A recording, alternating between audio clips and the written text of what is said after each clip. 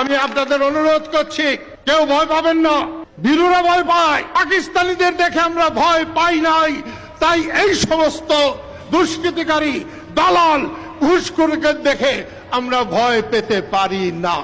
বঙ্গবীর কাদের সিদ্দিকী স্বাধীনতা যুদ্ধে যার অবদান ছিল অন্যতম। 5ই আগস্টে গণ অভ্যুত্থানে সরকার পতনের আন্দোলনে অংশগ্রহণ করলেও বঙ্গবন্ধুকে তিনি মনে প্রাণে ভালোবাসেন। তিনি মনে করেন বঙ্গবন্ধু শুধু আওয়ামী লীগের নয়, বরং বঙ্গবন্ধু সমগ্র বাঙালি জাতির নেতা।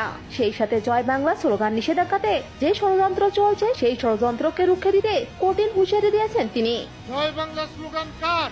এই স্লোগান স্বাধীনতার স্লোগান, এই স্লোগান মুক্তিযুদ্ধের স্লোগান, এই স্লোগান বাংলাদেশের স্লোগান।